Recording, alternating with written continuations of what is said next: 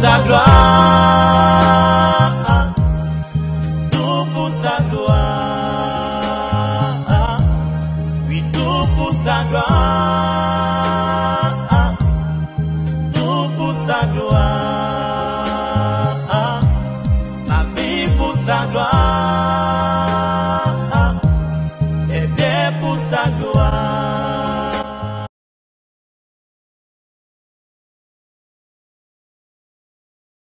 Que nous acclamons Dieu pour son serviteur. Nous levons tous et acclamons Dieu pour sa vie.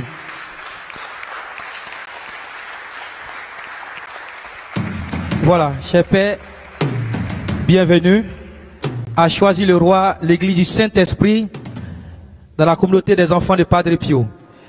Donc le thème du jour, c'est lire et connaître la Bible. Prenez vos cahiers, vos notes, parce qu'on aura beaucoup aujourd'hui encore.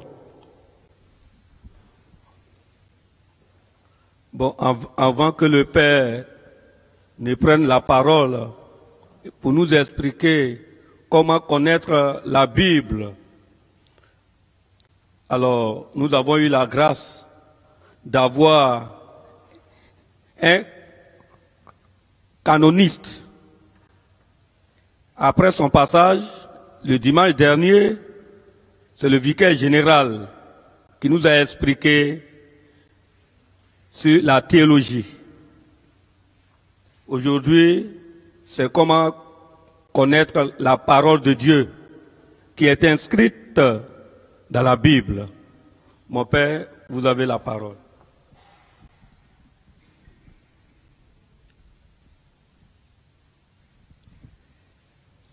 Bien, merci au Père et merci à vous tous qui venez pour se mettre ensemble à l'écoute de la parole de Dieu.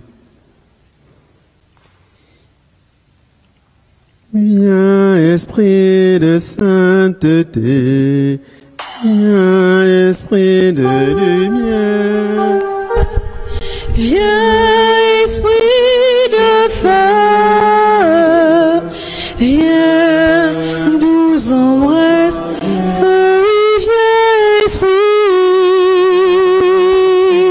de Saint, oui, viens, Esprit Saint, Esprit de lumière, viens, Esprit de feu, viens nous embraser.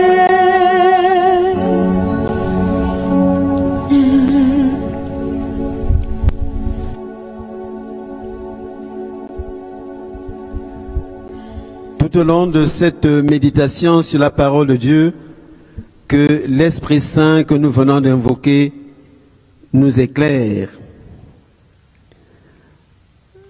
Lire la parole de Dieu, vivre de la parole de Dieu pour grandir en Église. Le thème de nos méditations de ces jours-ci, c'est comment vivre en Église, comment grandir en Église. Donc la semaine dernière, il a été question donc de la théologie. Et moi, je viens donc parler de la parole de Dieu, de la Bible. Comment est-ce que la Bible peut nous aider à grandir en Église? Comment lire la Bible? C'est un sujet qui est très très vaste. Je voudrais simplement rappeler qu'avant le Concile Vatican II, beaucoup, pour ne pas dire la plupart d'entre vous, n'étaient pas encore nés au moment du Concile Vatican II.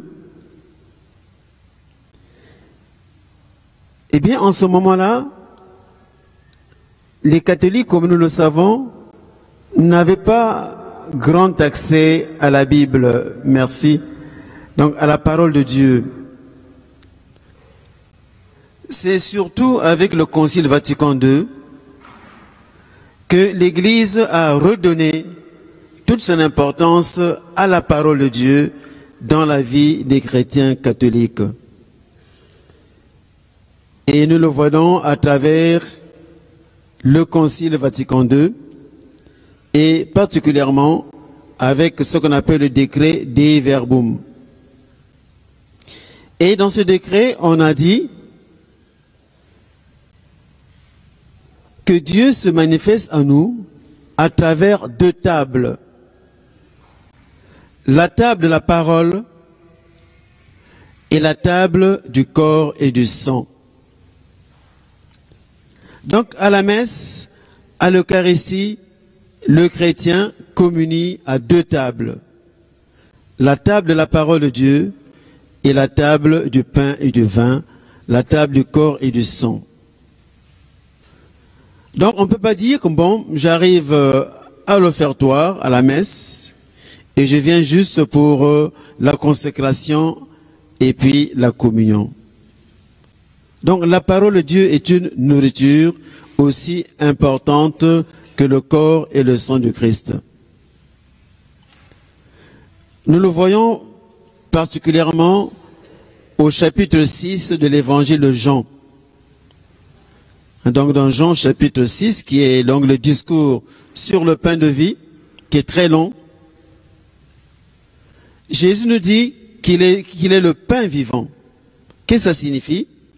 Eh bien, ça signifie qu'il est le pain de la parole, il est pain vivant comme parole,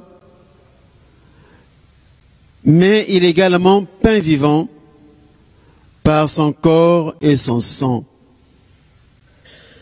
Donc nous mangeons Jésus dans sa parole et nous le mangeons également dans son corps et dans son sang. Alors c'est pour cette raison que je vous propose donc de méditer donc sur la parole de Dieu qui nous fait grandir dans notre vie de chrétien. Je vais le faire en 4 temps. D'abord, nous allons commencer par regarder l'Ancien Testament. Parce que l'Ancien Testament fait également partie de la parole de Dieu. Ça fait également partie de la nourriture qui nous est donnée. Dans un deuxième temps, nous allons venir donc au Nouveau Testament. Comment est-ce que les textes du Nouveau Testament sont pour nous parole de Dieu qui nous fait vivre, qui nous fait grandir dans la vie chrétienne. En troisième lieu, nous parlerons du livre des Actes des Apôtres, chapitre 2. Donc je vous donnerai le texte en temps voulu. En quatrième lieu, on verra comment est-ce que cette parole qui nous est donnée nous fait grandir dans l'Église et dans la société. Et en conclusion, on va voir comment lire la parole de Dieu. Mais rassurez-vous, tout ne sera pas dit aujourd'hui. C'est juste un apéritif, pour dire. Donc pour vous donner un goût de pouvoir lire la parole de Dieu et peut-être aussi d'avoir un autre moment d'échange sur la parole de Dieu. Alors je commence donc par le premier point, l'Ancien Testament.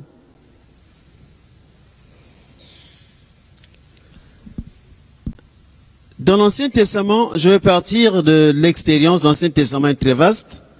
Je partirai de l'expérience des 2 prophètes, Ézéchiel et Isaïe.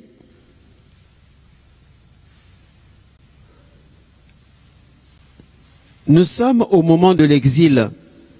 Donc l'exil, vous savez, quand les Babyloniens ont conquis Israël, ils ont détruit la ville, ils ont détruit le temple et ils ont déporté en Babylonie une grande partie d'Israël. Donc en ce moment-là, qu'est-ce qui se passe? Eh bien, c'est le désarroi total. Il n'y a plus de temple, il n'y a plus de terre, il n'y a plus de roi. Donc tout est complètement détruit. Alors le prophète Ézéchiel, qui était parti lui aussi en exil avec les autres, était là pour encourager son peuple. Qu'est-ce qu'il va lui dire? Il va lui dire, voilà, vous avez mis votre confiance, disons nous, puisque lui aussi en fait partie, nous avons mis notre confiance sur des choses extérieures, sur le pouvoir politique, et même sur le temple. Nous avons mis notre confiance sur notre terre, qui est très belle, c'est vrai, mais nous avons oublié l'essentiel. Ézéchiel leur dit l'essentiel que nous avons oublié, c'est la parole de Dieu. La parole de Dieu jamais ne passera. Je vois que nous avons été à la messe ce matin. Jésus redit cela. Ciel et terre passeront, mes paroles ne passeront pas. Ciel et terre passeront, mes paroles ne passent. Mais non, non, non, non, ne passeront pas. Non, non, non, non, non, ne passeront pas. Oui, c'est ce que leur dit le prophète Ézéchiel. Vous avez mis votre confiance sur des choses importantes, mais complètement secondaires. Et vous avez oublié l'essentiel, à savoir la parole de Dieu. Désormais, leur dit le prophète Ézéchiel, eh bien, mettez votre confiance dans la parole de Dieu. Que la parole de Dieu devienne première dans votre vie. Alors, concrètement, que va faire le prophète Ézéchiel? Eh bien, concrètement, il va organiser des groupes où les gens apprennent à lire la parole de Dieu. Il va organiser des groupes où les gens mettaient par écrit la parole de Dieu pour que les gens puissent la connaître. Donc, vous voyez que Ézéchiel va redonner de l'importance à la parole de Dieu et inviter le peuple à mettre sa confiance d'abord dans la parole de Dieu et non pas sur des choses qui passent, même si elles sont importantes comme le temple, même si elles sont importantes comme le roi, même si elles sont importantes comme la terre, mais la parole de Dieu est plus importante. Après le prophète Ézéchiel, nous sommes toujours en exil. Il y a le prophète Isaïe qui arrive, qui lui succède, qui va reprendre le même thème que le prophète Ézéchiel. Lui aussi, il va répéter que la parole de Dieu est plus importante que tout ce à quoi on peut s'accrocher. Mais il va aller beaucoup plus loin, en disant que la parole de Dieu, non seulement elle est plus importante que le temple, plus importante que la terre, que le pouvoir, mais la parole de Dieu, elle seule sauve. C'est la parole de Dieu qui donne la vie. Donc la vie qu'on va chercher ailleurs, le bonheur qu'on va chercher ailleurs, dans des choses matérielles, dans le pouvoir, dans les conquêtes, eh bien, ce bonheur, cette vie, ce salut, il n'y a que la parole de Dieu qui peut le donner de manière totale et vraie. Et pour cela, le prophète Isaïe va nous donner une image que nous connaissons très bien. C'est l'image de la pluie. Isaïe chapitre 55, les versets 10 à 11. Il dit ceci: de même que la pluie et la neige descendent des cieux et n'y retournent pas, sans avoir arrosé la terre, sans l'avoir fécondée et l'avoir fait germer pour fournir la semence au semeur, ainsi en est-il de la parole qui sort de ma bouche. Et ne revient pas vers moi sans effet, sans avoir accompli ce que j'ai voulu et réalisé l'objet de sa mission. Donc Isaïe au chapitre 55, les versets 10 à 11. Donc Isaïe dit que la parole de Dieu, non seulement elle est plus importante que tout le reste, mais c'est elle seule qui est capable de nous donner la vie. Donc elle ressemble à l'eau, à la rosée, à la pluie qui tombe et qui fait germer, qui fait grandir, qui fait pousser. S'il n'y a pas la parole de Dieu dans nos vies, rien ne pousse, c'est sec. Donc c'est la parole de Dieu en quelque sorte qui arrose notre vie. C'est elle qui fait fructifier vraiment notre vie. C'est elle qui fait donner des racines à notre vie. S'il n'y a pas la parole, eh bien il n'y a rien. Donc ça c'est la première étape de notre méditation. Vous voyez que déjà dans l'Ancien Testament, on nous montre l'importance de la parole de Dieu. Là, j'ai pris simplement les prophètes, mais dans l'ensemble de l'Ancien Testament, on nous montre cette importance de la parole de Dieu. Vous voyez par exemple comment nos frères juifs, ils sont très attachés à la parole. Pour eux, c'est vraiment comme une véritable nourriture qu'ils ruminent jour et nuit, qu'ils attachent partout. Parce que pour eux, il n'y a rien de mieux que la parole de Dieu. Alors la deuxième étape de notre méditation, nous passons bien sûr à Jésus, nous passons au Nouveau Testament. Jésus comme parole de Dieu.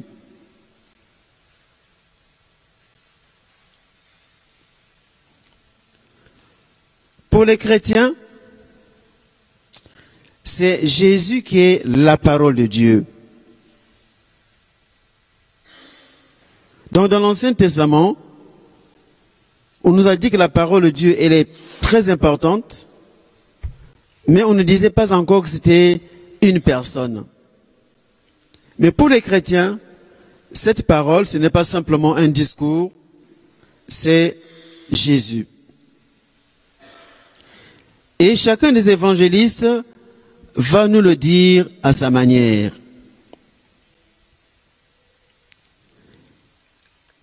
Chez Marc, Jésus est la bonne nouvelle qui transforme les vies. Donc le mot évangile signifie bonne nouvelle. Et donc l'évangile de Marc, que nous lisons pendant cette année liturgique B, commence par en disant bonne nouvelle de Jésus-Christ. Donc Jésus-Christ est la bonne nouvelle. Comme parole de Dieu, il est une bonne nouvelle. C'est important parce que Marc écrit, il s'adresse à des chrétiens de Rome qui vivent dans des moments difficiles. Et nous l'avons entendu dans l'évangile ce matin. Donc dans des moments où il y a les chrétiens étaient persécutés, c'était vraiment la catastrophe. Alors Marc leur dit qu'au milieu de ces mauvaises nouvelles, au milieu de ces catastrophes, Jésus est notre bonne nouvelle. Lorsque nous écoutons les informations à la télé, à la radio, alors si on fait le pourcentage entre les bonnes nouvelles et les nouvelles moins bonnes, et je vois que pour ne pas dire les mauvaises nouvelles, nous constatons que les nouvelles moins bonnes ou mauvaises nouvelles l'emportent souvent. Eh bien, les chrétiens disent, eh bien, qu'au milieu de ces mauvaises nouvelles, de ces nouvelles moins bonnes, il y a une bonne nouvelle.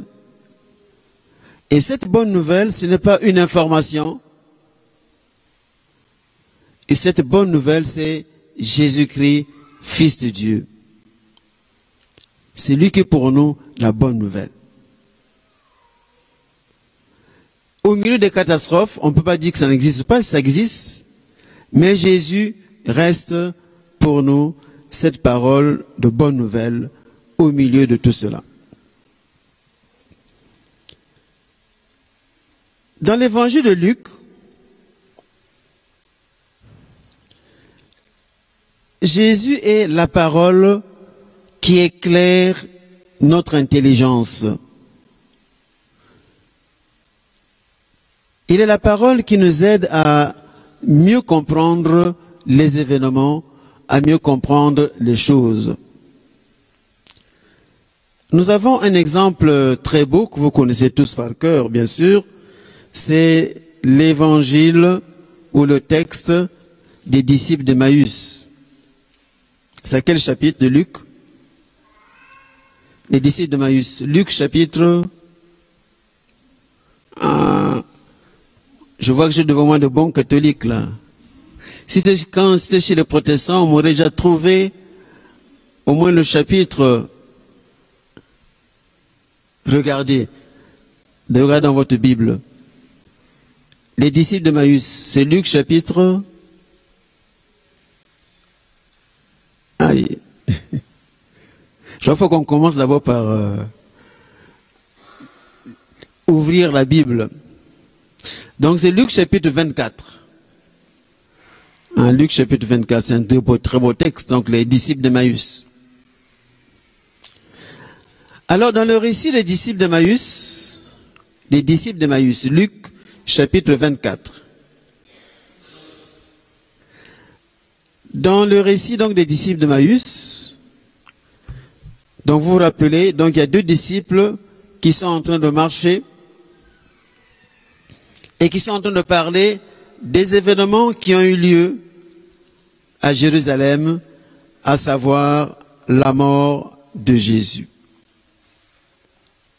Mais ils n'avaient rien compris à ces événements. Et Jésus vient au milieu d'eux, ils ne savent pas que c'est lui, et Jésus se met à leur expliquer les Écritures. Il ouvre leur intelligence à la compréhension des Écritures. Donc Luc insiste sur le fait que Jésus, comme parole de Dieu, est celui qui ouvre l'intelligence et les cœurs à la compréhension des Écritures. Si on ne le rencontre pas, d'ailleurs le Saint Luc dit dans Luc 24 que leur cœur était brûlant. Donc Jésus lui-même brûle les cœurs, brûle l'intelligence pour qu'ils soient capables de comprendre les Écritures. Donc sans lui, il n'est pas possible de comprendre la parole de Dieu.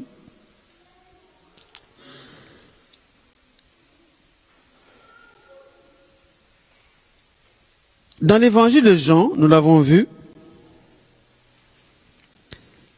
Jésus est la parole de Dieu qui se fait nourriture. Jean chapitre 6.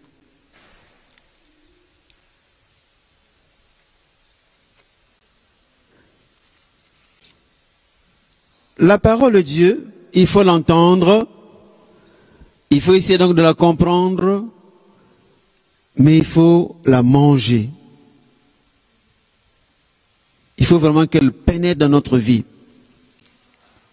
Nous savons très bien que quand nous mangeons, eh bien notre corps se rassasie. Notre corps est nourri. De la même manière, la parole de Dieu, c'est Jésus qui nous nourrit de sa parole, qui nous nourrit de son corps et de son sang. Mais pour accepter que Jésus est notre nourriture, il faut accepter de marcher avec lui. Nous nous souvenons certainement que dans le chapitre 6 de Saint Jean, à la fin, lorsque Jésus part de manger son corps et de boire son sang, les gens qui l'avaient suivi parce qu'il avait fait des miracles, eh bien, ils s'en vont. Et les disciples sont les seuls à rester. Et Jésus leur demande, mais qu'est-ce que vous attendez pour partir?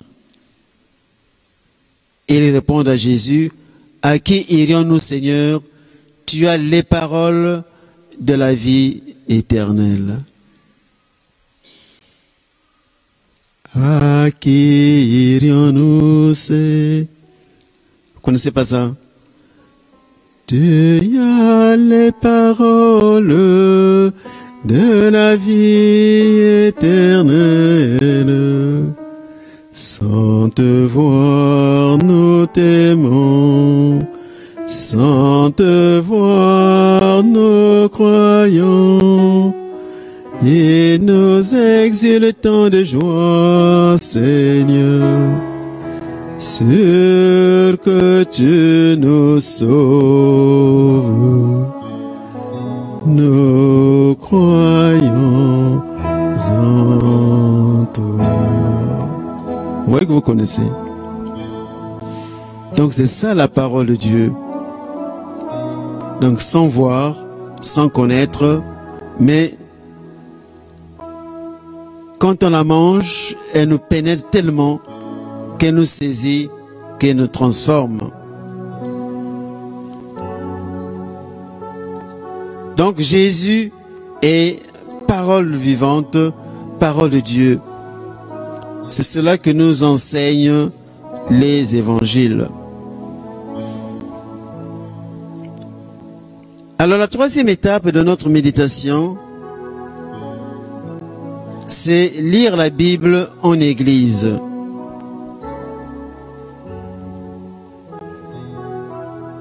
Donc si nous voulons que la parole de Dieu nous fasse grandir en église, nous devons apprendre à la lire en église. Je crois qu'on peut diminuer un peu la musique. Merci. Alors nous allons prendre un texte. Cette fois-ci, vous allez prendre la Bible quand même. Hein? Actes chapitre 2.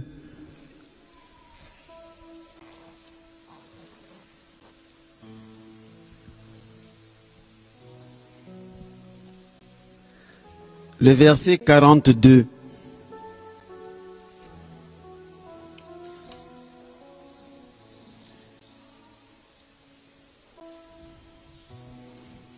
Il y a des micro-baladeurs, non? Si quelqu'un peut lire.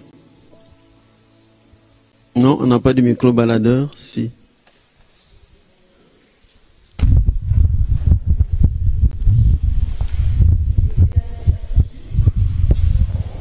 Avec un micro, c'est mieux. Voilà. Il se montrait assidu à l'enseignement des apôtres, fidèle à la communion fraternelle, à la fraction du pain et aux prières. Voilà. La crainte s'emparait de tous les esprits. Nombreux étaient les prodiges et signes accomplis par les apôtres.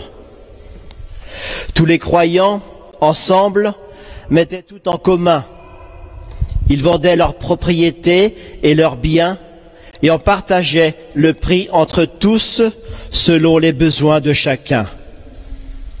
Jour après jour, d'un seul cœur, ils fréquentaient assidûment le temple et rompaient le pain dans leur maison, prenant leur nourriture avec allégresse et simplicité de cœur. Ils louaient Dieu et avaient la faveur de tout le peuple. Et chaque jour, le Seigneur adjoignait à la communauté ceux qui étaient sauvés. Parole du Seigneur. Rendons grâce. Merci beaucoup. Alors, le livre des Actes des Apôtres nous raconte l'histoire de la première communauté chrétienne. Donc, la première communauté chrétienne, donc l'Église, à ses débuts, commence à s'organiser et la parole de Dieu va bien sûr avoir une place importante dans la naissance de l'Église. Nous allons prendre juste le verset 42. Tout l'ensemble de textes en lui, c'est important. Nous allons nous arrêter au verset 42. Et dans ce verset 42, nous trouvons les 4 poteaux sur lesquels repose l'Église. Le premier poteau, c'est l'enseignement des apôtres. Nous sommes au verset 42.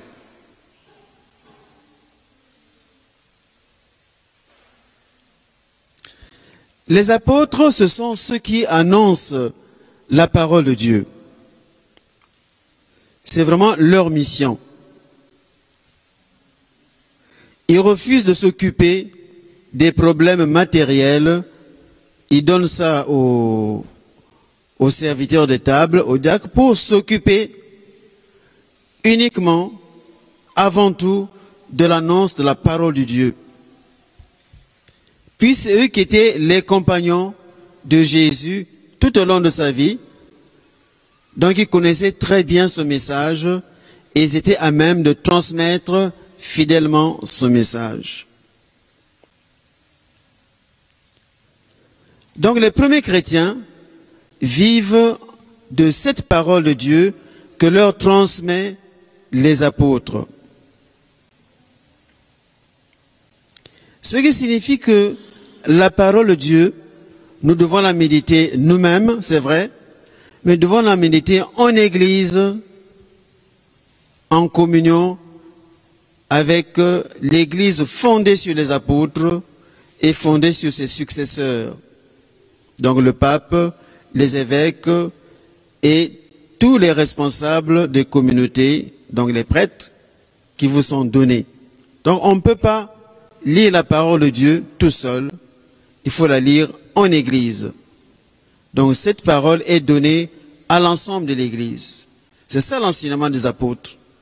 Donc la parole de Dieu, mais une parole qui est donnée pas à chacun individuellement, mais elle est donnée à l'ensemble de l'Église. Donc c'est pour ça que quelqu'un ne peut pas se lever un beau matin et dire que voilà, le Seigneur m'a dit ceci, peut-être, mais il faut que ça soit confirmé par l'Église. Quel qu'il soit, il faut que ça soit confirmé par l'Église.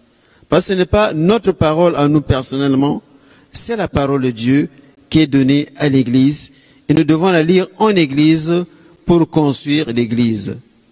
Et non pas pour nos besoins personnels. Donc ça, c'est vraiment la parole de Dieu, l'enseignement des apôtres. Deuxièmement, la parole de Dieu est liée à la fraction du pain. Nous sommes toujours au verset 42.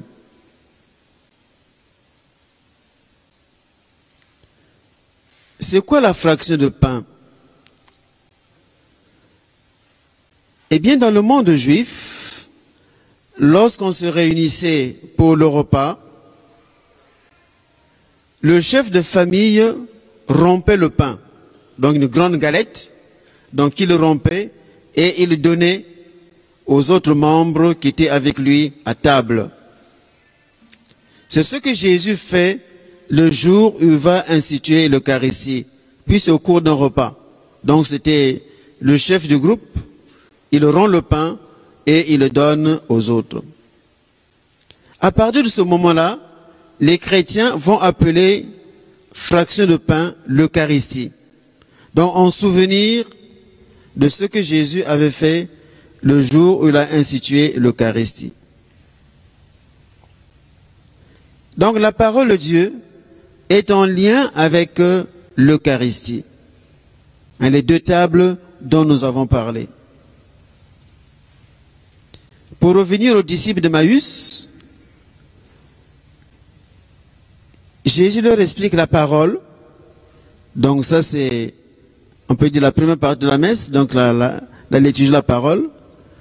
Et quand ils se retrouvent dans ce restaurant, Jésus rompt le pain. Donc il leur donne à manger. Donc c'est la fraction de pain, c'est l'Eucharistie. Et les premiers chrétiens, quand ils se retrouvaient, ils écoutaient l'enseignement des apôtres, mais ils célébraient également la mort et la résurrection de Jésus par l'Eucharistie. Troisième élément, la prière.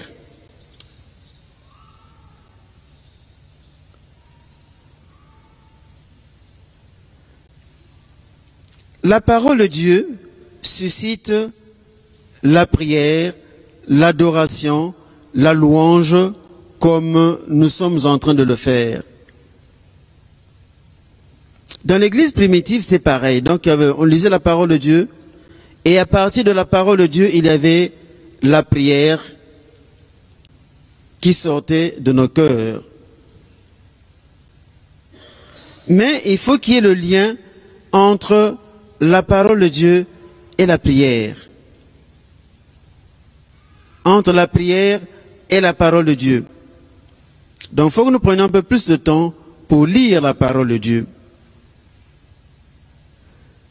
Un grand saint, Saint Augustin, disait ceci, nous allons le retenir. Lorsque tu pries, c'est toi qui t'adresses à Dieu.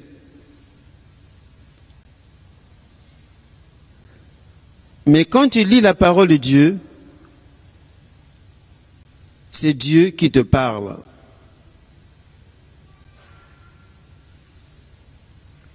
Donc si on veut qu'il y ait un dialogue, que la prière soit vraiment un dialogue, il ne faut pas que ce soit simplement nous qui parlions à Dieu. Il faut que nous prenions aussi le temps de l'écouter. Sinon, il n'y a pas de dialogue. Hein? S'il n'y a que nous qui parlons, il n'y a pas de dialogue. Si on veut que notre prière soit vraiment un dialogue avec Dieu, il faudrait à un moment donné prendre le temps de l'écouter dans sa parole. C'est Saint Augustin qui le dit, un grand saint. Donc lorsque tu pries, c'est toi qui t'adresses à Dieu. Donc Dieu, lui, t'écoute. Mais lorsque tu lis la parole de Dieu, c'est Dieu cette fois-ci qui te parle. Donc il faut qu'il y ait les deux. Que nous parlions à Dieu, que nous nous louons, que nous l'adorions, mais il faut aussi qu'on prenne le temps de l'écouter, de nous entendre dire ce qu'il a à nous dire. Et en ce moment-là, notre louange, notre prière est nourrie par ce que lui, il nous dit.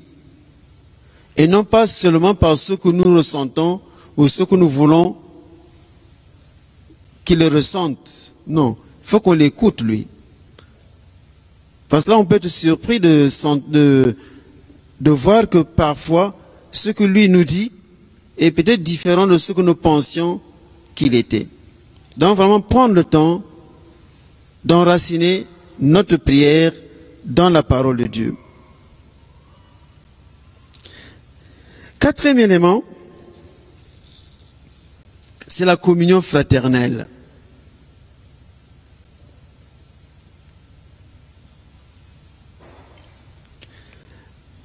La parole de Dieu doit se traduire par une conversion et particulièrement par la communion fraternelle.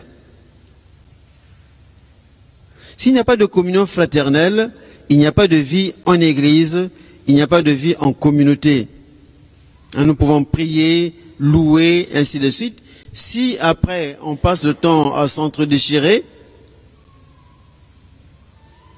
eh bien, ce n'est pas la communion fraternelle. Ce n'est plus la parole de Dieu. Ce n'est plus la louange de Dieu. La parole de Dieu doit nous amener à la transformation de nos communautés. Des premières communautés chrétiennes, quand on les voyait, on disait, voyez comment ils s'aiment. Donc il faudrait aussi que de nos communautés, les gens qui nous voient, la première chose qui les attire, ça ne doit pas être d'abord nos prières, nos louanges, mais que ça soit d'abord être notre amour. Il faut que les gens soient capables de dire, ces gens-là, voyez comment ils s'aiment. Ils s'aiment réellement et vraiment. Ça, c'est donc les 4 piliers sur lesquels doivent reposer une communauté chrétienne, quelle qu'elle soit, en lien avec la parole de Dieu. La parole de Dieu doit être une parole qui nous met en communion avec l'ensemble de l'Église. La parole de Dieu est en lien avec l'Eucharistie. La parole de Dieu est en lien avec la prière. Et la parole de Dieu doit se traduire dans le témoignage de communion.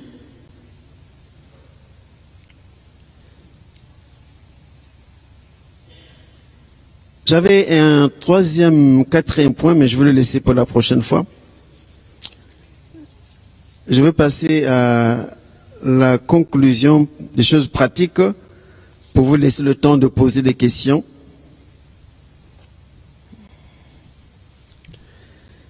Donc, en conclusion, comment lire la Bible?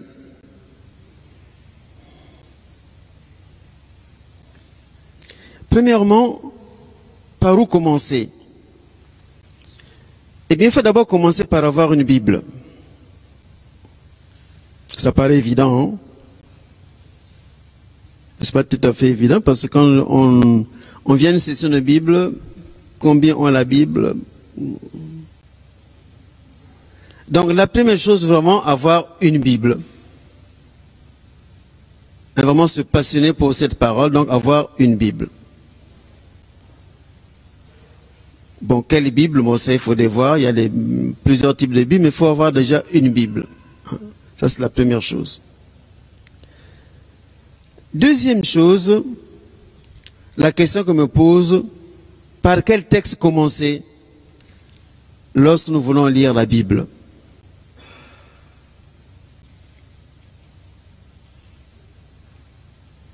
Donc, j'ai envie de lire la Bible, j'ai envie de connaître la Bible, comment je fais?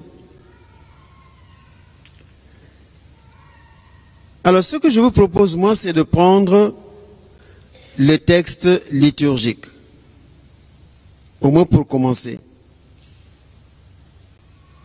Ça permet justement de lire la parole de Dieu en Église.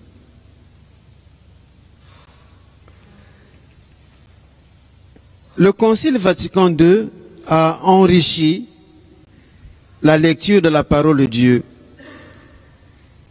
Avant Vatican II, on pouvait connaître par cœur les textes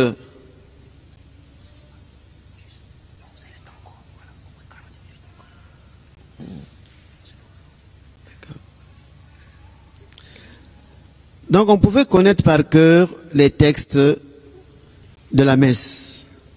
Quand on allait à la messe tous les jours, tous les dimanches, on finissait par les connaître par cœur. Pourquoi? Parce que c'était les mêmes textes qui étaient lus tout le temps.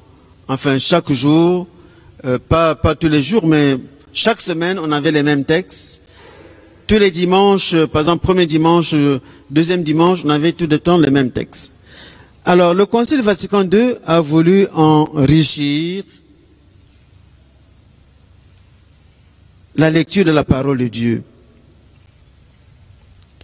Comment est-ce qu'il a voulu l'enrichir? Donc, d'une part, pour la semaine, on a fait une année paire, une année impaire. Vous savez, non? Qu'il y a une année paire, une année impaire. L'année paire, c'est tout simplement quand l'année se termine par un chiffre impair, c'est l'année impaire. Quand l'année se termine par un chiffre pair, c'est l'année paire. Nous sommes en 2018, donc c'est l'année paire. Donc en 2019, ça sera l'année impaire. Et ça, c'est valable pour la première lecture. Généralement, l'évangile, c'est le même. Mais pour la première lecture, généralement, vous avez donc fait attention si on vous dit d'aller lire. Donc regardez bien si c'est l'année paire ou l'année impaire. Hein, c'est pas la même chose. Hein, par exemple, pour l'année paire, vous avez par exemple le livre de Daniel, bientôt avant le temps de l'Avent. Et l'année impaire sera pendant l'Apocalypse, comme première lecture en semaine. En tout cas, vous regarderez donc le missel, donc vous marquez donc année paire, année impaire. Donc ça c'est pour enrichir la lecture de la parole de Dieu. Maintenant pour les dimanches et fêtes. Avant aussi on avait un seul cycle liturgique. Depuis Vatican II, nous avons 3 cycles liturgiques. Nous avons l'année A, l'année B et l'année C. Maintenant, nous sommes dans quelle année? Nous sommes dans l'année B. Dans l'année A, on lit l'évangile de... Quel est l'évangile qu'on lit pendant l'année A, les dimanches? L'évangile de Matthieu. Donc l'année A, on lit l'évangile de Matthieu en grande partie. Quel est l'évangile qu'on a lu ce matin? Quel évangéliste? Marc au chapitre. Ah, j'ai des bons catholiques là, ça c'est vraiment... Au moins ça me rassure, bon catholique. Mais quand même... Donc on a lu donc l'évangile de Marc. Marc 13, voilà. Voilà.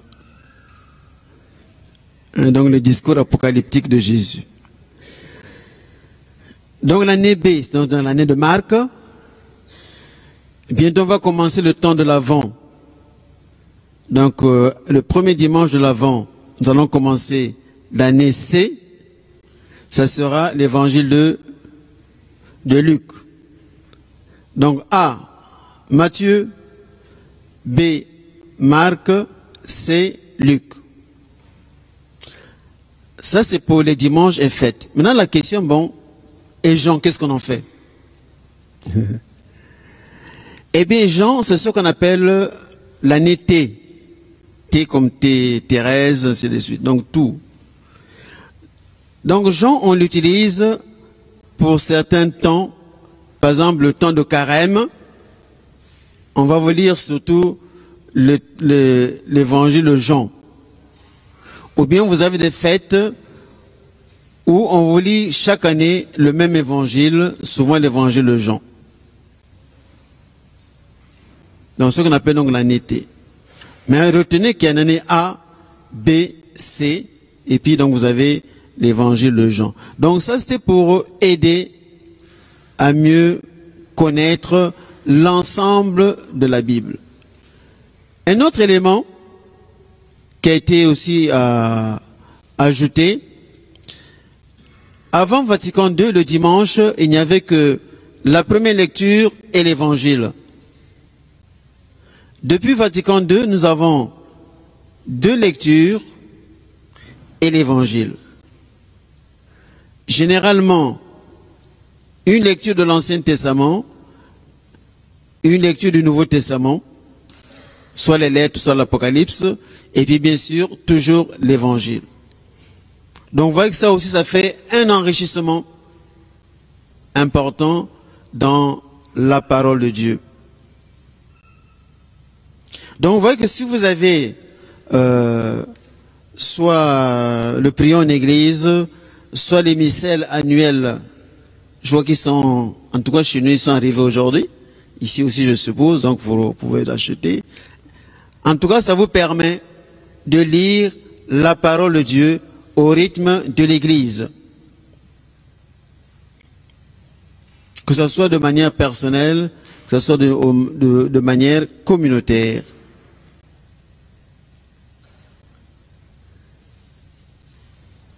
Troisième question qui se pose,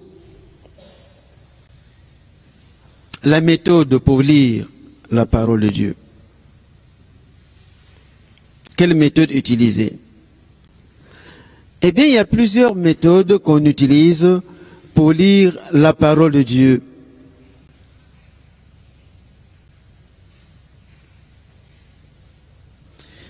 Là, en fait, ça dépend des groupes de Bible. C'est pour ça que c'est important que dans nos groupements ou dans la paroisse, qu'il y ait des initiations à la lecture de la Bible. Et là, celui qui va animer cette initiation à la lecture de la Bible peut vous donner de manière pratique, vous dire comment lire la Bible.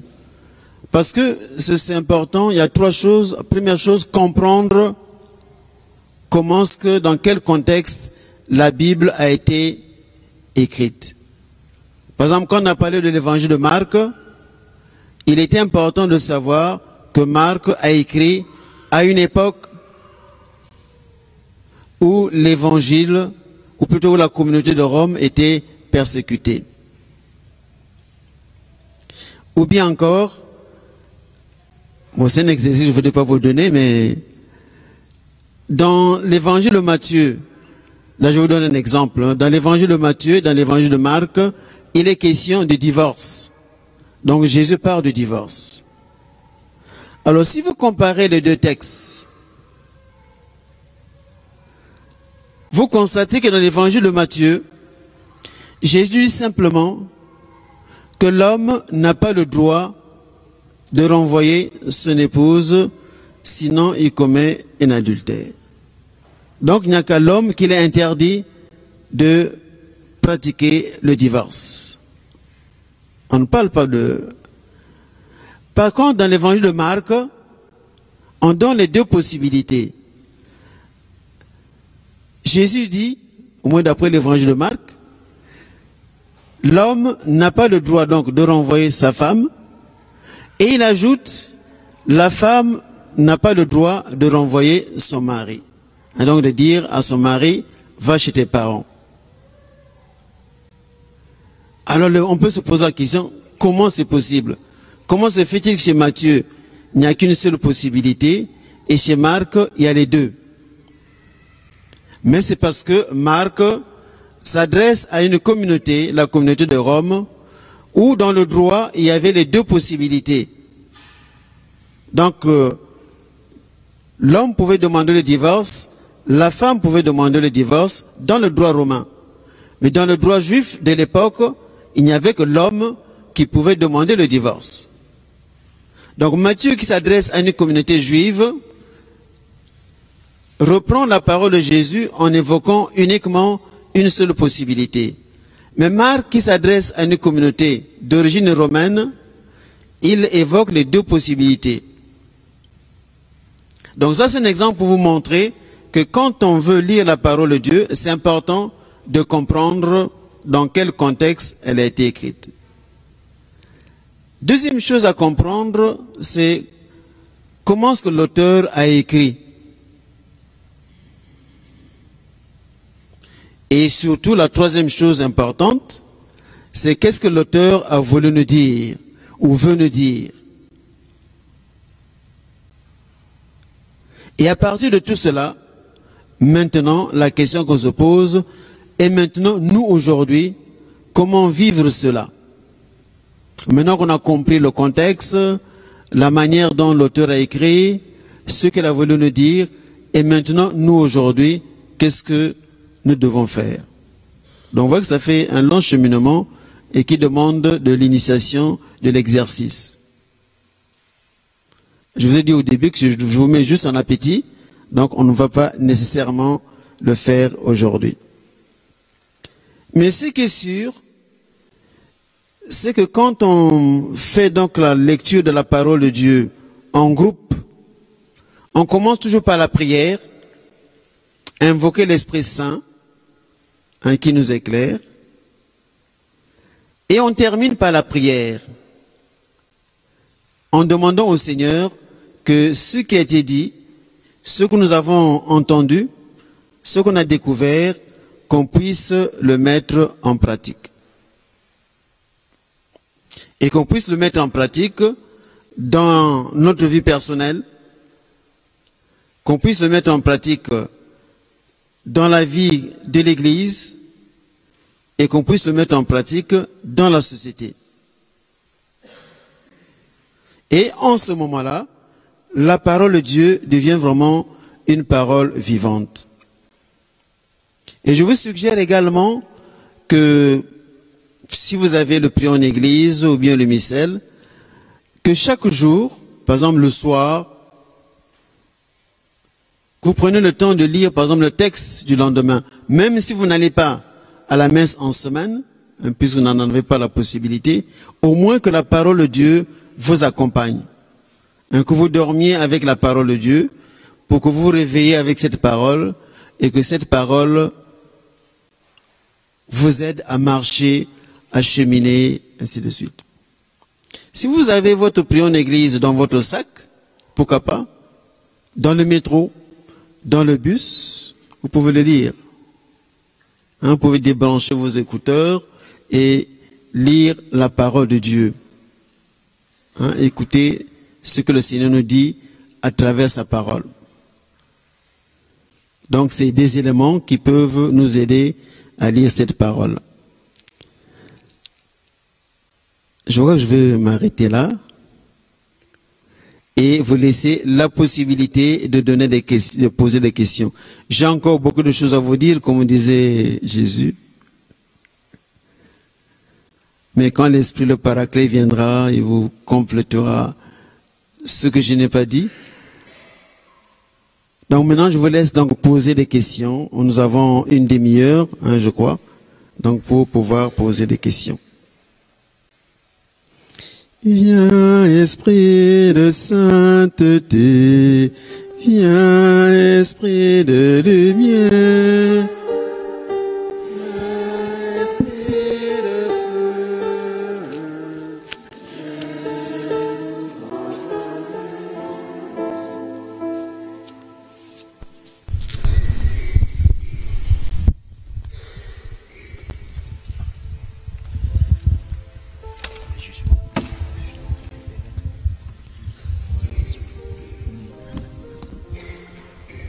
Disons merci au Père pour la catéchèse. Voilà, comme nous l'avons déjà pris l'habitude de le faire, nous passons aux questions. Des personnes qui voudraient... Ah, déjà.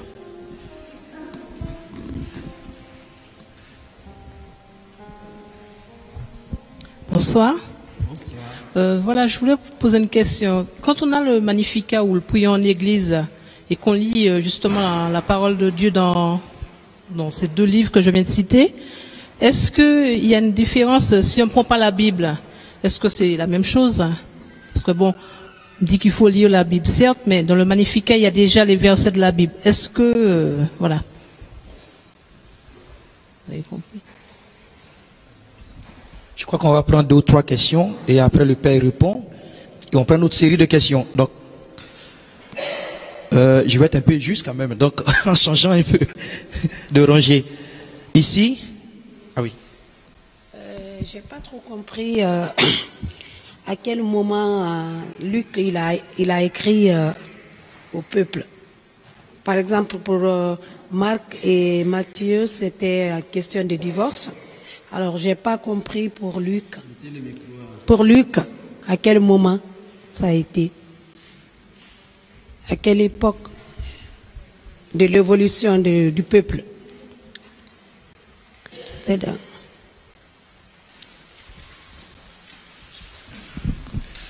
Question de l'autre côté, ici. Ben en fait, je vais être juste pour que au moins chaque rangée puisse avoir une question. Ouais. Ici, il n'y en a pas.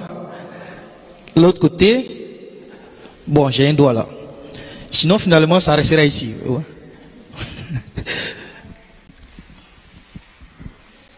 Père, j'ai 3 questions, mais je vais poser 2. Le livre de Genèse est-il la fondation révélationnelle de la Bible? Est-il la fondation révélationnelle de la Bible? Révélationnelle de la Bible. Et ma deuxième question, est-ce que la Bible est-elle un livre de philosophie ou bien de théologie? Ou bien les deux? Voilà, on va s'arrêter sur ces 5 questions, je crois 4, 5. Laissez la parole au Père et après on prendra une autre série si le temps nous permet.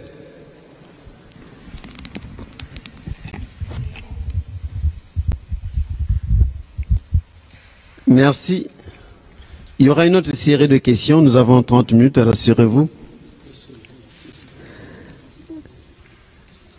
Les références que nous avons dans Prions en Église ou dans la Bible sont les mêmes, hein, généralement. Sauf que dans Prions en Église, nous avons donc les textes de la liturgie. Vous verrez parfois que dans le texte de la liturgie, il y a parfois des versets qui sont sautés par rapport au texte de la Bible. On a fait donc, c'est un peu comme l'histoire de morceaux choisis. Il y a des textes, par exemple, dans la Bible qui sont ou trop longs. Alors, on prend donc certains versets qu'on laisse de côté parce qu'on va avoir un thème commun. Mais la question que vous posez est intéressante parce que vous pouvez aller regarder les références dans Prions en Église et puis aller regarder dans la Bible. Donc ça, c'est la première réponse. La deuxième réponse, c'est par rapport au psaume. Vous allez constater que si vous avez par exemple la Bible de Jérusalem, les références des psaumes n'est pas la même que dans Prions en Église. Pourquoi? Parce que Prions en Église a les références des psaumes qui viennent de la Bible grecque et qui ont été adoptés par l'Église catholique. On vous met par exemple entre parenthèses psaume 81, entre parenthèses psaume 82. Hein, donc dans la Bible, dans Prions en Église, vous avez le psaume 81 et dans la Bible de Jérusalem ou la Taube, vous avez le psaume 82. Bon, donc ça c'est un problème de numérotation.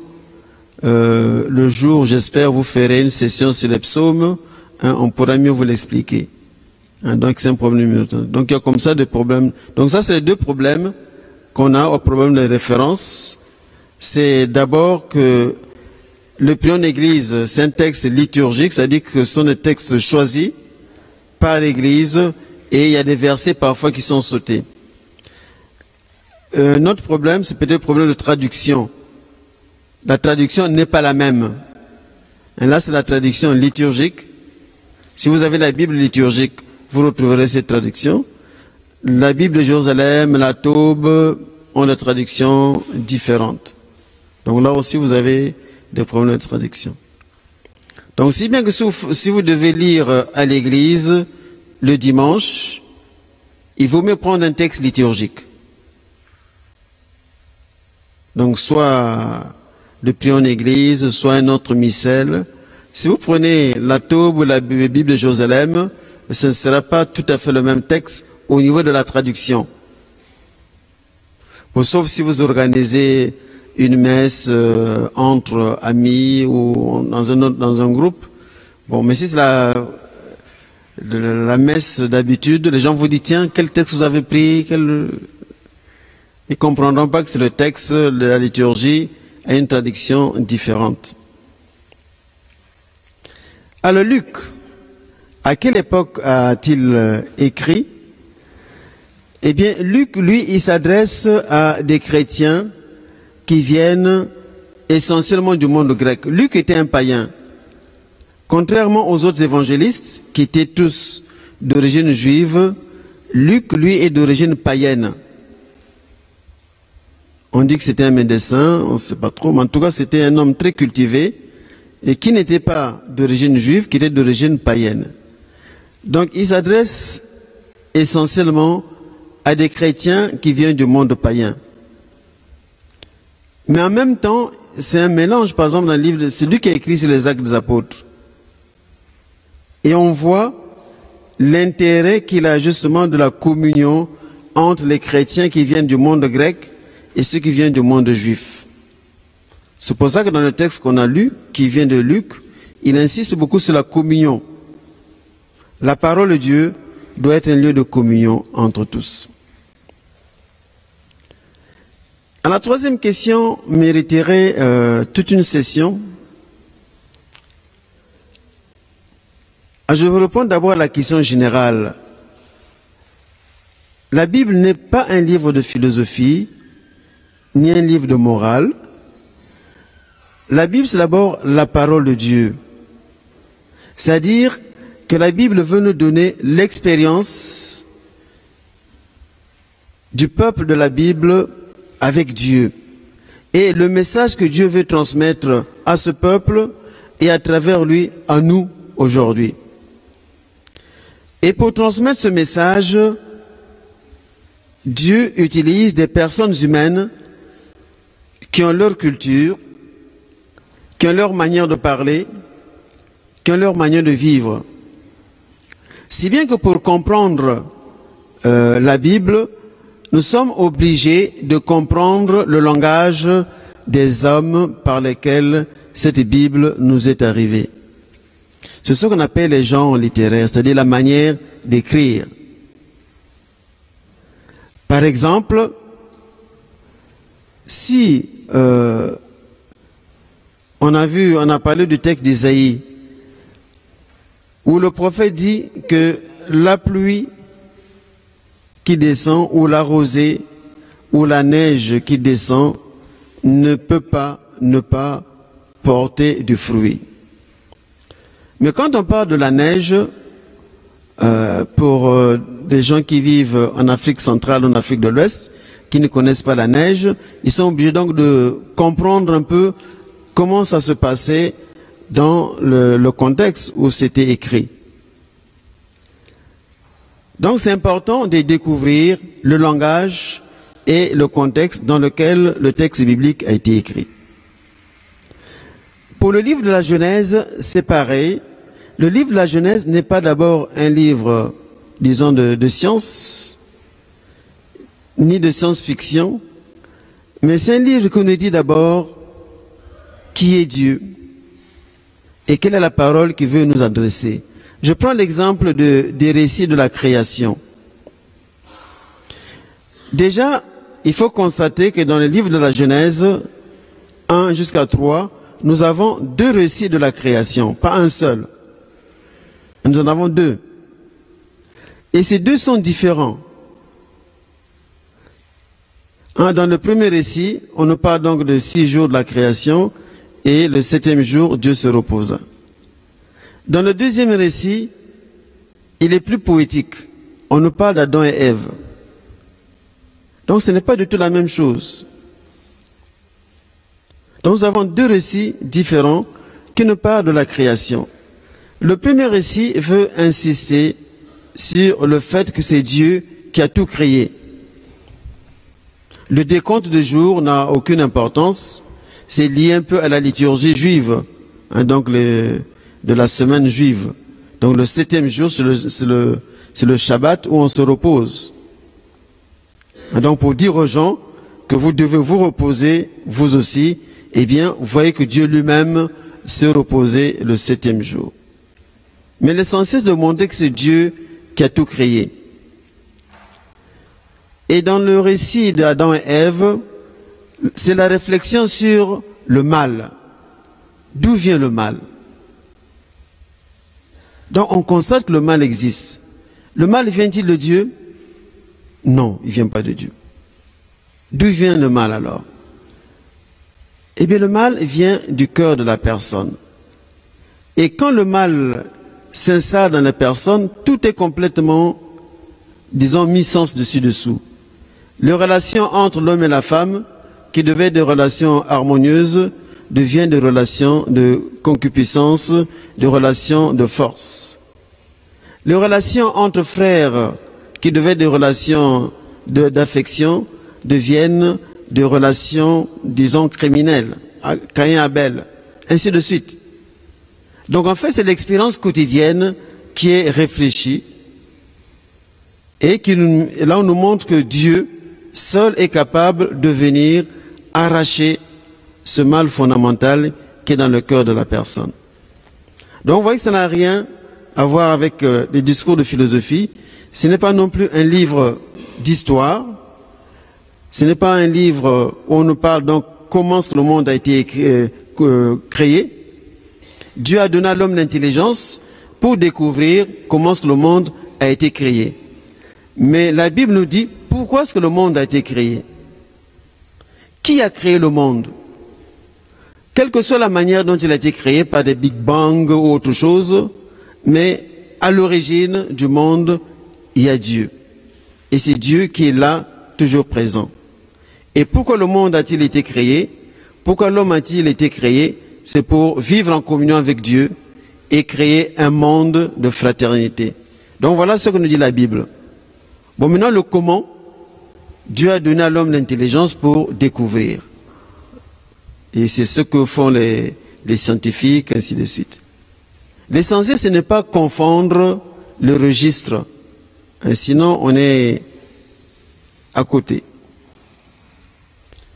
Il y a une deuxième série de questions. Je sais que c'est une longue question. Bon, on aura, ça donne l'occasion peut-être d'avoir une autre série de conférences après pour réfléchir là-dessus. Deuxième série de questions.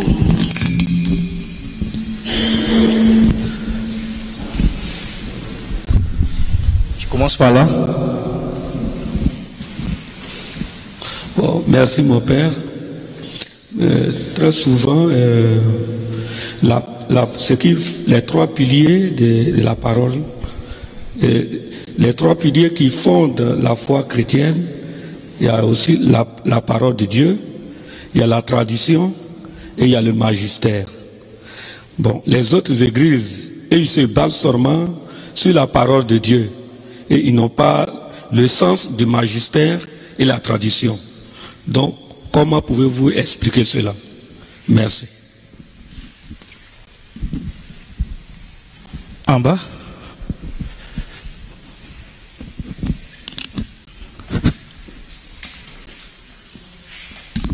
Bonsoir, Père. Au fait, ma première question, j'ai deux. Ma première question, c'est pourquoi l'Église avait refusé tant d'années aux chrétiens catholiques l'approche de la Bible? Et ma deuxième question, je n'ai rien contre prions à l'Église,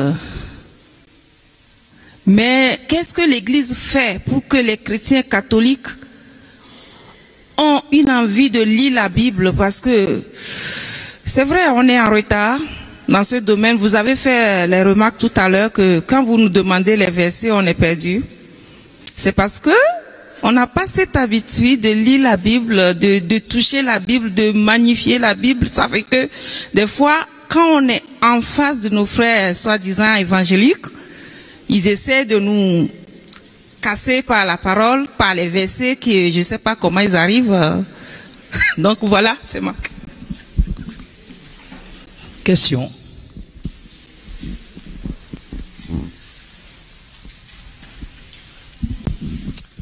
Bonsoir mon père. Merci pour votre enseignement qui édifie. Vous avez dit que les chrétiens doivent manger la parole de Dieu. Et quand vous dites qu'on doit manger la parole de Dieu, c'est comme si c'était facile. Par exemple, si on me donne un bout de pain, je sais comment je vais faire, je vais manger le bout de pain. Mais quand à manger la parole de Dieu, mon père, j'aimerais que vous expliquiez encore ça terre à terre pour qu'on puisse... Parce que quand je lis souvent la parole de Dieu, je ne comprends pas et ça me décourage. Et comment méditer également la parole de Dieu. Merci mon père. L'autre côté.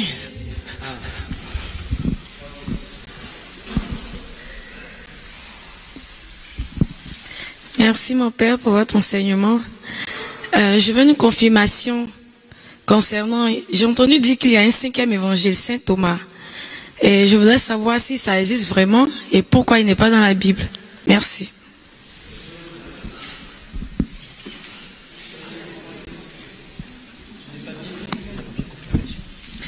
J'ai entendu dire qu'il y a un 5e évangile, Saint Thomas. Et je veux savoir si c'est la vérité et pourquoi il n'est pas dans la Bible. Merci. Ça fait 4 questions. Je crois qu'on va s'arrêter là et puis continuer parce que il nous reste que 10 minutes. Si on a encore du temps, on prendra la dernière série. D'accord. Je vais répondre plus rapidement pour qu'on ait une troisième série, troisième session. Alors pour la question du magistère et de la tradition, on trouve ça dans le premier pilier, à savoir donc l'enseignement des apôtres. Donc j'ai dit que si les actes des apôtres insistent beaucoup sur l'enseignement des apôtres, c'est pour nous dire que la parole de Dieu doit être lue, comme j'ai dit, en église et en lien avec les apôtres et leurs successeurs. Et les successeurs des apôtres, c'est justement la tradition et le magistère. Et donc vous avez raison d'insister là-dessus. Donc nous ne pouvons pas, comme j'ai dit tout à l'heure, se lever un bon matin, nous dire que voilà, j'ai reçu une inspiration. Non, la parole de Dieu est déjà là.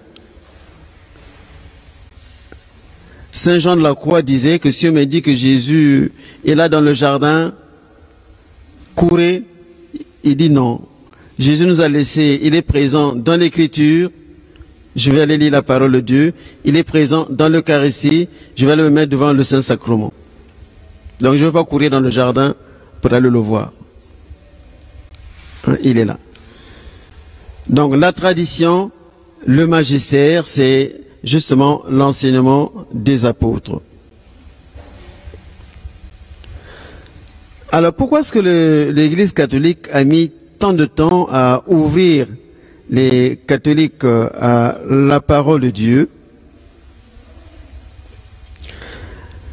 Ça c'est lié un peu à l'histoire. Hein, l'histoire dans les relations entre l'Église catholique et l'Église protestante. Vous savez qu'au XVIe siècle, il y a eu la Réforme et Luther s'est basé essentiellement sur la parole de Dieu pour contester beaucoup de choses dans l'Église. Et quand ça arrive comme ça, par réaction, donc l'Église catholique a dit, puisque c'est la parole de Dieu qui a entraîné les dérives, alors on va bloquer en quelque sorte l'accès à la parole de Dieu. Ce qui n'était pas une bonne chose. Ce n'était pas une bonne chose. Vous voyez très bien, par exemple, pour en Afrique, beaucoup et ici aussi d'ailleurs, mais surtout en Afrique, on voit très bien, l'évangélisation chez les protestants se fait à travers la Bible. Chez les catholiques, c'est à travers les catéchismes. Et les protestants, très tôt, ont eu des campagnes d'évangélisation, ainsi de suite, alors que chez nous, ça a été surtout la catéchèse. Et il a fallu attendre le Vatican II pour redécouvrir l'importance de la parole de Dieu. Et que cette importance de la parole de Dieu, pour que nous la redécouvrions, il faut, et c'est la deuxième partie de votre question, il faut la formation. Ainsi, souvent, on est désemparé, c'est une question de formation.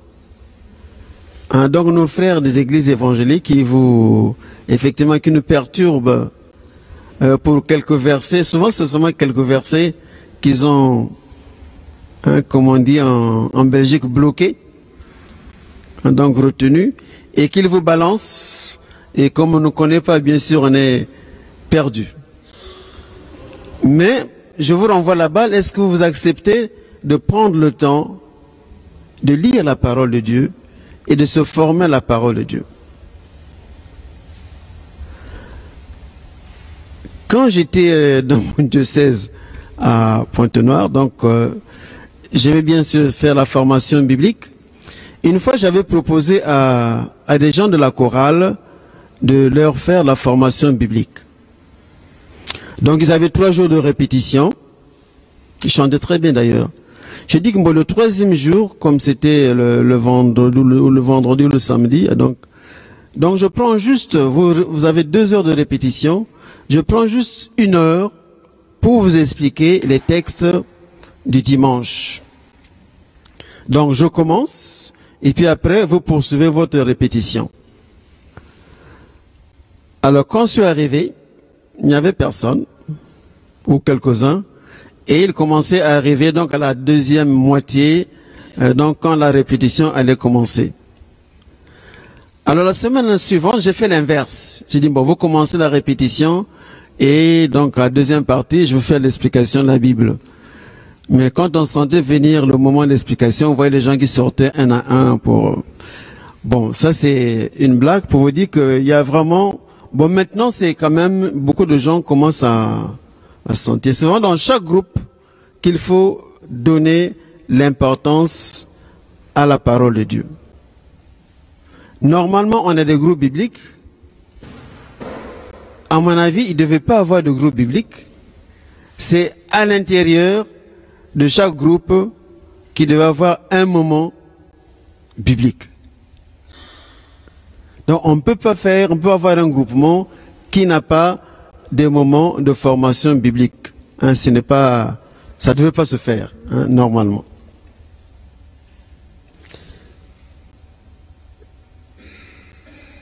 Avant de venir à la troisième question, je prends la quatrième, l'évangile langue de Thomas. C'est ce qu'on appelle les évangiles apocryphes. Il y a l'évangile de Thomas, il y a l'évangile de Marie, il y a l'évangile, tout ce que vous voulez. Il y a eu beaucoup d'évangiles qui ont été écrits après ce que nous appelons les évangiles canoniques. C'est-à-dire ceux qui ont été retenus comme évangiles reconnus par l'Église. Pourquoi ceux-là n'ont pas été reconnus par l'Église? Parce que la doctrine que ces évangiles enseignent ne correspondent pas à la doctrine chrétienne. Que ce soit par exemple l'évangile de Thomas ou les autres évangiles, la figure qu'on donne de Jésus ne correspond pas à la figure chrétienne, hein, qu'on nous donne dans les évangiles canoniques. Et souvent ces évangiles que nous appelons apocryphes, c'est-à-dire qu'ils n'ont pas été reconnus par l'Église, d'ailleurs par toutes les églises d'ailleurs. Les églises, sauf quelques textes, mais la plupart, les églises chrétiennes, en ce qui concerne les évangiles, tous reconnaissent uniquement les 4 évangiles. Donc ce n'est pas parce qu'on voulait cacher des choses, pas du tout, simplement parce que la doctrine que renferment ces évangiles ne correspond pas à la doctrine chrétienne. Par exemple, un élément très important, pour la doctrine chrétienne, Jésus est homme et Dieu. Or, dans certains évangiles apocryphes, comme l'évangile de Thomas, on ne reconnaît pas l'humanité de Jésus. Et si on ne reconnaît pas l'humanité de Jésus, pour les chrétiens, ce n'est pas un évangile chrétien. Même si on trouve des choses qui peuvent être intéressantes, ainsi de suite, mais ce n'est pas un évangile chrétien. Donc c'est pour ces raisons-là que les premiers chrétiens ont fait le tri à l'intérieur des évangiles. Ils ont retenu ceux qui correspondent vraiment à la foi chrétienne, reçus des apôtres une fois de plus, et on a mis de côté ceux qui ne correspondaient pas à la doctrine chrétienne. Il y en a plusieurs d'ailleurs que les gens aiment bien lire, mais bon. Alors pour revenir à la troisième question, manger la parole de Dieu. Dans l'Ancien Testament, le livre d'Ézéchiel, le Seigneur demande à Ézéchiel de manger la parole de Dieu. Et il lui dit que cette parole a un goût amer, mais également un goût sucré. Le livre de l'Apocalypse va reprendre cette image au chapitre 10, manger la parole de Dieu. Et là aussi on dit que la parole de Dieu aura un goût amer et un goût sucré. Alors que ça signifie manger la parole de Dieu? Ça signifie vraiment d'abord prendre le temps de comprendre cette parole, prendre le temps de méditer cette parole, prendre le temps de vivre de cette parole. Ça a un goût amer, pourquoi? Parce qu'elle est exigeante.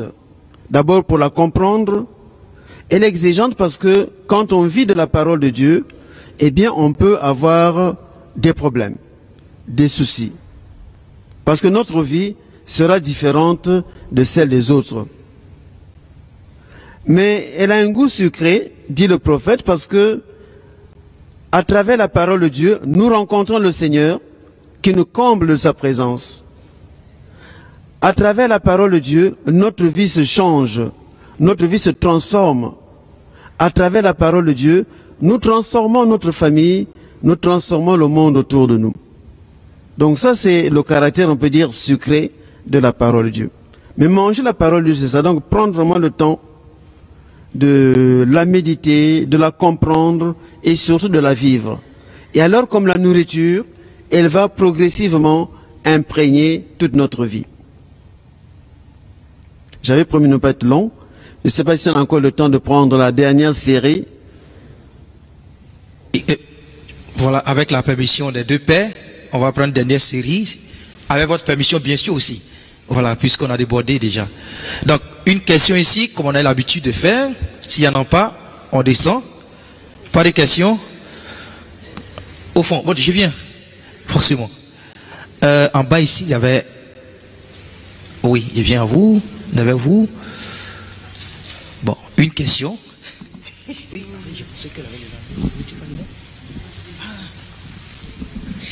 Merci beaucoup pour tous ces enseignements. Vous avez dit qu'il y a un lien entre la parole de Dieu et la prière et que on doit prendre le temps d'accueillir, de recevoir la réponse de Dieu qu'il nous donne à travers la parole. Je voudrais comprendre comment ça se fait, parce qu'il y a des pratiques selon lesquelles on ouvre la parole au hasard. Est-ce que c'est une bonne chose ou comment recevoir la réponse de Dieu au travers de la parole. Ensuite, la deuxième question, c'est la même chose, hein, c'est de savoir comment prier concrètement avec la parole. Merci. Question au fond.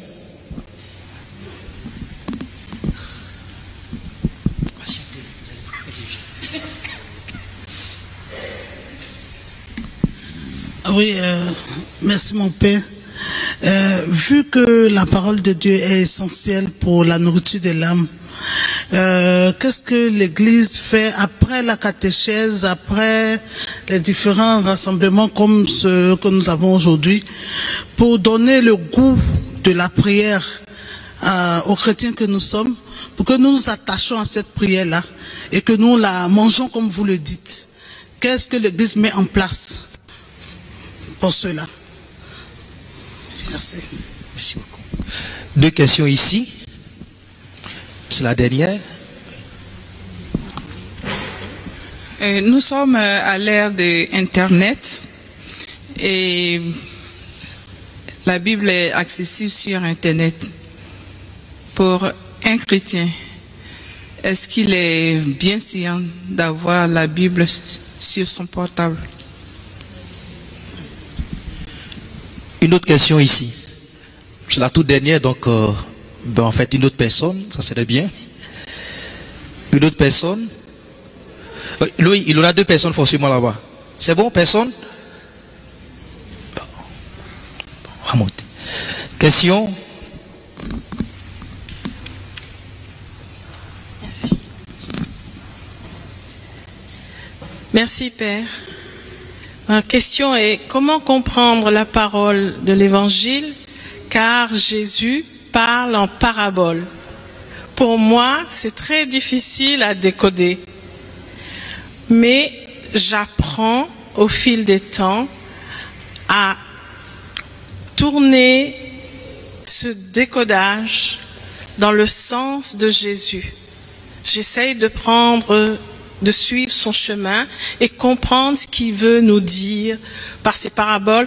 Par exemple, comme le parabole d'aujourd'hui, Marc 13, 28, le figuier dit que quand vous verrez les bourgeons se lever, on sait que ça va être l'été. Donc, cela voulait dire que le royaume de Dieu est proche. Donc pour moi, c'est très difficile à comprendre que les bourgeons qui vont se lever, ça veut dire que c'est le royaume de Dieu qui va arriver. Voilà. Pour moi, c'est comme si c'était un décodage qu'il faut faire. Merci. Une autre question ici, puisqu'on prend deux par rangée. C'est bon, il n'y en a pas? Il n'y en a plus?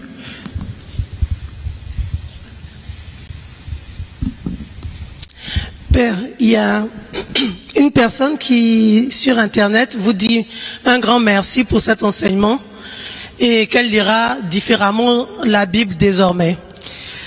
J'ai une question. Dans quelle partie de la Bible nous partons du purgatoire? Et une Dernière question. La Bible nous confirme-t-elle l'existence de la réincarnation?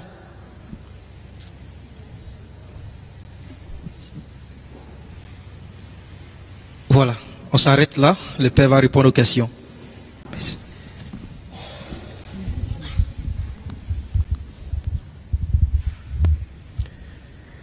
Je vois que vous avez prévenu qu'il faudrait une autre session pour répondre à toutes les questions. À la parole de Dieu et la prière. La parole de Dieu n'est pas d'abord la réponse, mais c'est la parole que Dieu nous adresse. Hein, c'est un peu différent. C'est d'abord la parole de Dieu que Dieu nous adresse et nous devons l'écouter, Dieu dit, gratuitement.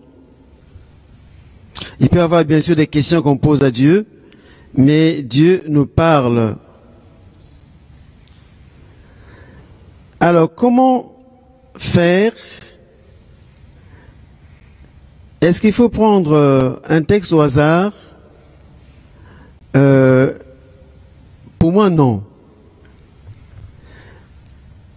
La parole de Dieu telle que nous l'avons dite, par exemple, à travers la parole que Dieu nous donne chaque jour, c'est déjà la parole que Dieu nous adresse. Là, on n'a pas beaucoup de temps, mais je veux donner un témoignage. Vous savez, quand on est ordonné, donc le jour des ordinations, alors on a tendance à prendre des textes qui correspondent un peu, vous savez que les prêtres ont des paroles de vie, donc à prendre des textes bibliques qui correspondent à notre parole de vie, donc à ce que nous sentons, à ce que nous voulons vivre comme prêtres. On le faisait souvent dans mon diocèse, jusqu'à ce qu'on ait eu un évêque, qui est d'ailleurs un grand charismatique, Monsignor Kombo, qui nous a dit, mais n'imposez pas à Dieu votre parole de vie, ainsi de suite. Écoutez plutôt la parole de Dieu.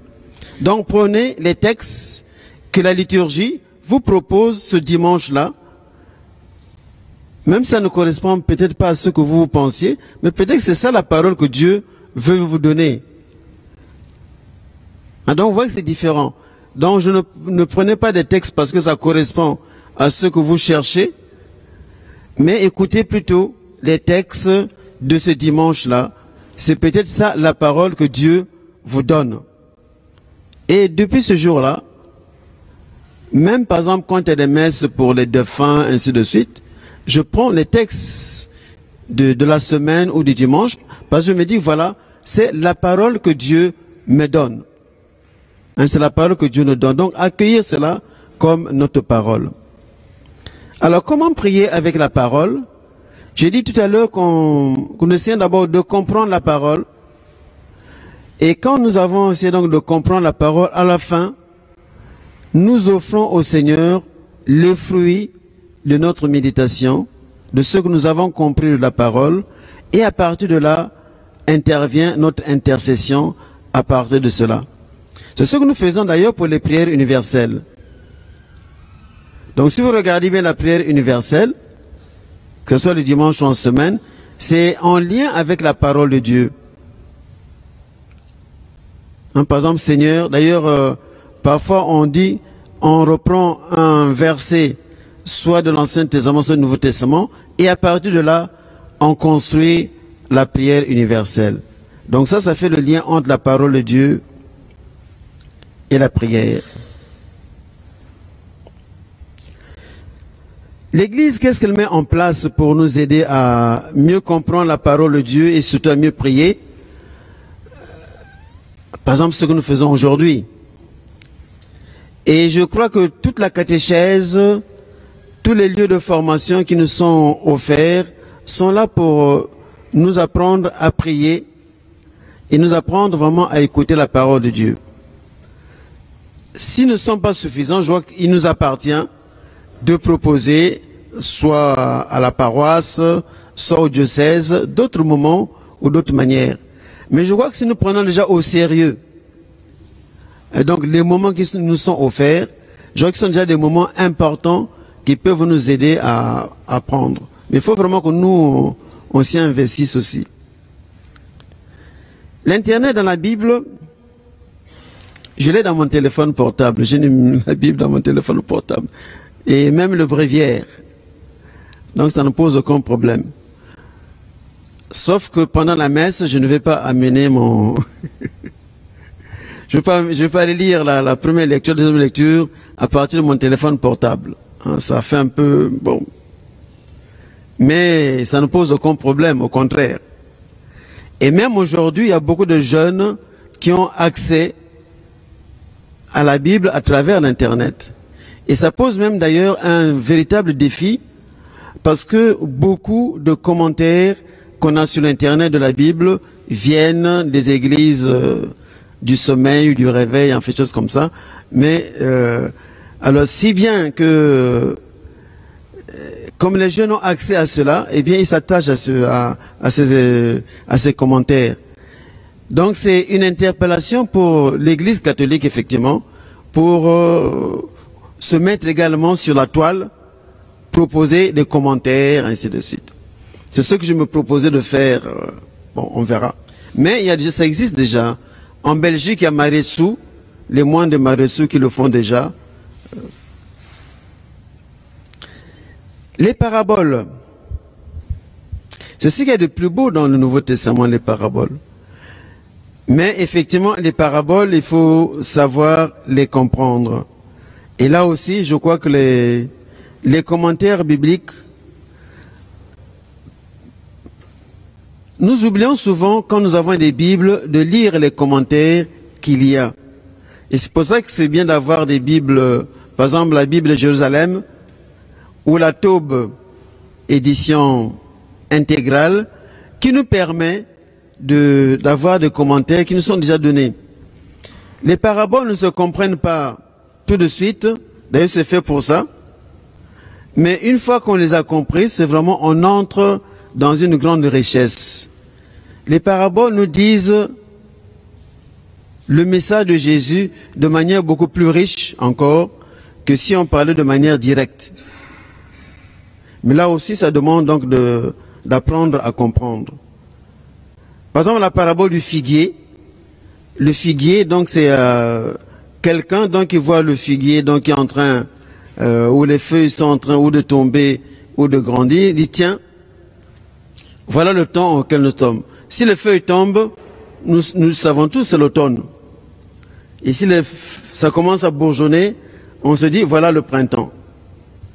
Qu'est-ce que Jésus veut nous dire par là? Il veut nous dire qu'il faut que les chrétiens, eux aussi, aient du feeling, qu'ils sachent sentir, qu'ils aient un regard qui leur permette de découvrir à travers les événements la présence de Dieu.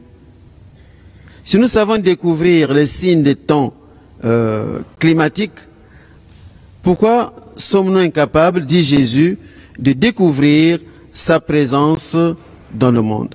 Mais là aussi, c'est la parole de Dieu qui, j'allais dire, nous donne ce flair pour découvrir la présence de Dieu dans notre vie.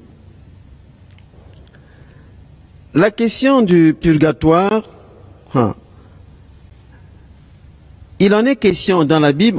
Vous savez, le purgatoire c'est une réflexion qui s'est faite par la suite. Donc la réflexion que l'Église a faite par la suite n'est pas nécessairement décrite telle qu'elle dans la Bible. Donc il y a des allusions. Dans la Bible, il est question justement d'une certaine purification dans la rencontre avec Dieu. Et maintenant, c'est la réflexion de l'Église qui a systématisé cela. Donc pas nécessairement en se basant sur tel ou tel texte, mais en se fondant sur l'esprit de la parole de Dieu. Là, je réponds rapidement parce que, bon, la réincarnation, il n'en est pas du tout question dans la Bible. Pas du tout question. Il y a un des textes auxquels on fait parfois allusion, c'est Jean-Baptiste. En disant que Jean-Baptiste, donc, c'est Élie qui est revenu. Non. Jésus veut simplement dire que le message de Jean-Baptiste ressemble au message d'Élie. Donc la mission qui était confiée à Élie, c'est cette mission que Jean-Baptiste est en train de réaliser maintenant.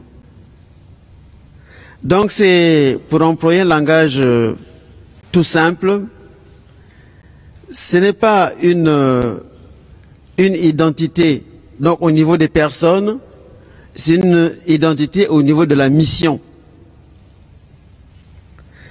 Donc Jean-Baptiste a la même mission que Élie, mais Jean-Baptiste n'est pas Élie. Ou si on dit que Jean-Baptiste est Élie, c'est en fait une sorte de raccourci pour dire que ce que Jean-Baptiste est en train de faire, c'est exactement ce que Élie faisait. Pourquoi on ne peut pas croire à la réincarnation? Parce que pour Dieu, chacun de nous est une personne unique. Nous sommes une personne unique, aimée par Dieu de manière unique. Nous avons un destin unique. Donc nous ne pouvons pas un jour devenir une fourmi, un autre jour un chat, un autre jour je ne sais pas quoi. Non, c'est pas possible pour Dieu. Ce n'est pas ce Dieu amour qui nous aime là. Donc nous sommes une personne unique, aimée de manière unique par Dieu, et nous avons un destin unique, sauvé de manière unique par Jésus-Christ. Donc pour les chrétiens, il n'y a pas de réincarnation. Je m'arrête là. Chaque instant de ma vie, je sais une toi, en chantant ma joie,